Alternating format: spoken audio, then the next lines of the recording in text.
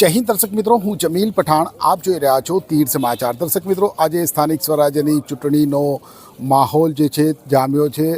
વાત કરીશું છોટાઉદેપુરની, તો છોટાઉદેપુર તાલુકાના ચિલરવાંટ ગ્રામ પંચાયતની આજે ચૂંટણી માટે મતદાન પ્રક્રિયા ચાલી રહી છે. આપ જોઈ શકો છો અત્યારે આપણે ચિલરવાંટ પ્રાથમિક શાળાના પટાંગણમાં છીએ, જ્યાં બપોરના લગભગ 1:15 વાગ્યા છે, પરંતુ સવારથી કહી શકાય કે અત્યારે આપ જોઈ શકો છો જે પ્રકારે મતદારોમાં ઉત્સાહ છે.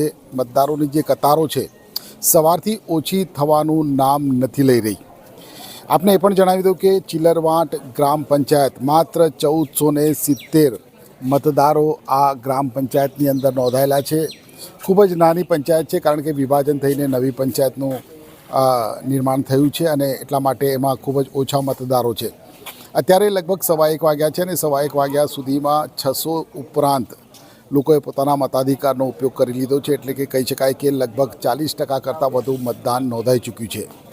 સ્થાનિક સ્વરાજ્યની ચૂંટણી હોય, સરપંચની ચૂંટણી હોય, ત્યારે ચોક્કસથી ગામનો દરેક વ્યક્તિ તેમાં રસ લેતો હોય છે.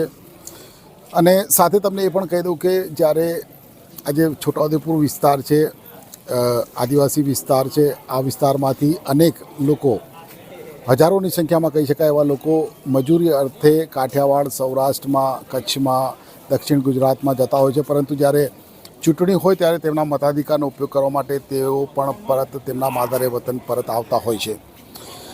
આપ જોઈ શકો છો અત્યારે આ જે મતદારો છે તેમની કતારો લાગી છે.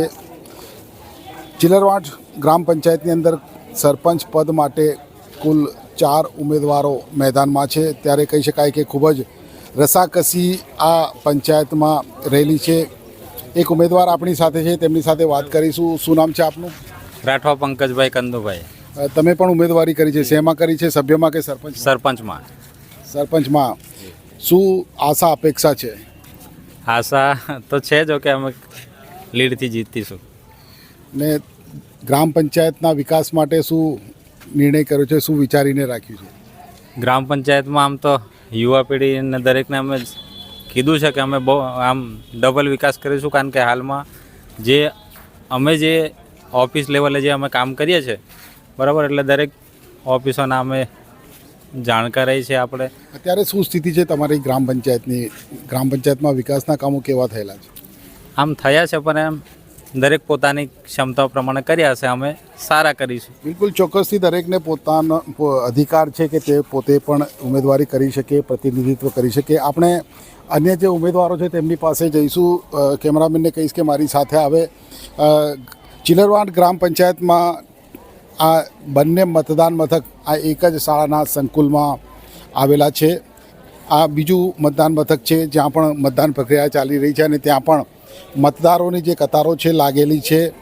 ગામનો પ્રત્યેક વ્યક્તિ, પ્રત્યેક જે મતદાર છે તે પોતાના મતાધિકારનો ઉપયોગ પંચાયતની ચૂંટણીમાં કરતો હોય છે. ખૂબ જ ઓછા લોકો હોય છે કે જે કદાચ ન આવી શકે તેવી સ્થિતિ હોય, તેવામાં જ તેઓ પોતાના મતાધિકારનો ઉપયોગ કરવા માટે નથી આવતા. બાકી તો લગભગ બધા જ યુવા હોય કે વૃદ્ધ હોય, પુરુષ હોય, મહિલા હોય, તમામ લોકો પોતાના મતાધિકારનો ઉપયોગ કરવા માટે આવતા હોય છે. આપણે વાત કરવાનો પ્રયાસ કરીશું અહીંયા જે મતદારો છે તેમાંથી. તમે યુવાન મતદાર છો, શું કહેશો? એ કંઈ કહેવું છે? બિલકુલ ગ્રામ્ય વિસ્તારના લોકો છે, કેમેરા આગળ કંઈ બોલવા રાજી નથી થતા.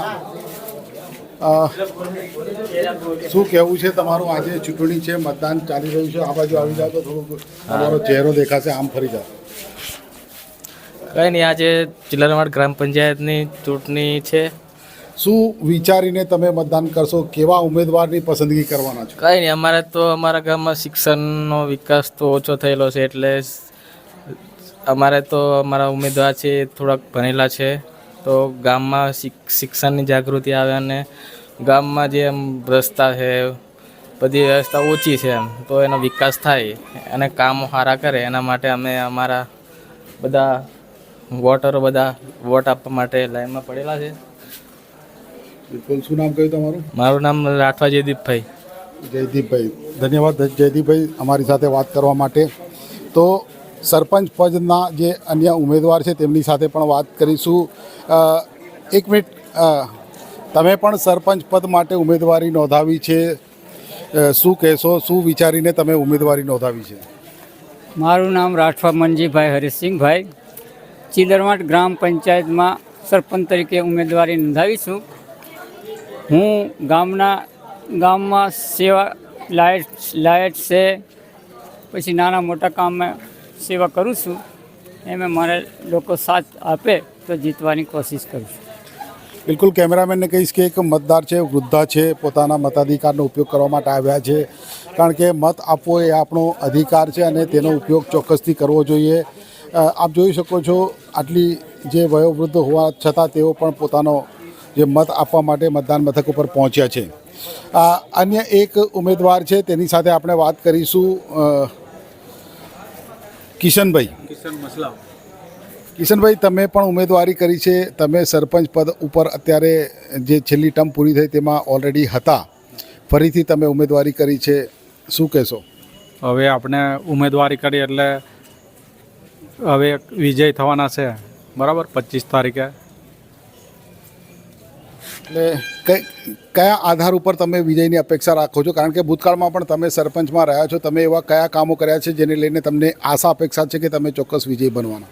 આપણે વિકાસ કર્યો છે અને બધા નાના મોટાને બધાને લીન ચાલીએ છે, એટલા માટે આપણે બહુ આશા રાખી છે.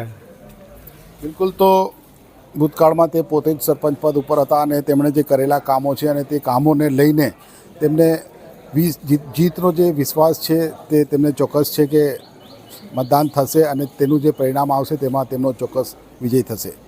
આપણી સાથે ચીદરવાટ ગ્રામ પંચાયતના ચોથા જે સરપંચ પદના ઉમેદવાર છે તે પણ આપણી સાથે છે, તેમની સાથે પણ વાત કરી લઈશું. શું નામ છે તમારું? રાઠવા અશ્વિનભાઈ હુમલાભાઈ. આજના જે યુગની અંદર, જે કોમ્પ્યુટર યુગની અંદર ખરેખર ભણેલા ગણેલા વ્યક્તિની જરૂર છે. અને શું છે કે કઈ વેબસાઇટ પર કઈ યોજના આવે છે એ ખરેખર ગામના વિકાસ માટે જે સરપંચની ઉમેદવારી નોંધાવે છે એને ખરેખર ખબર હોવી જોઈએ. એટલે મેં પહેલી વખત મારી ઉમેદવારી નોંધાવી છે. તો મને વિશ્વાસ છે કે બધા યુવા વોટરો, વડીલો મને સહકાર આપશે એવી લાગણીથી હું પહેલી વખત ઉમેદવારી નોંધાવી છું. બિલકુલ, ધન્યવાદ. એક્ટિવાથી લઈ જેસીબી સુધીના, ટૂંકમાં દરેક વાહનના અને દરેક કંપનીના, જી હા, દરેક કંપનીના અને દરેક સાઇઝના ટાયર એકદમ કિફાયતી ભાવમાં મળશે અને તે પણ આપણા છોટાઉદેપુરમાં. જી હા, છોટાઉદેપુરમાં. અને હા, જો તમારી પાસે રોકડા રૂપિયા ના હોય ને તો ચિંતા ના કરશો, અહીં બજાજ ફાઇનાન્સની સુવિધા પણ ઉપલબ્ધ છે.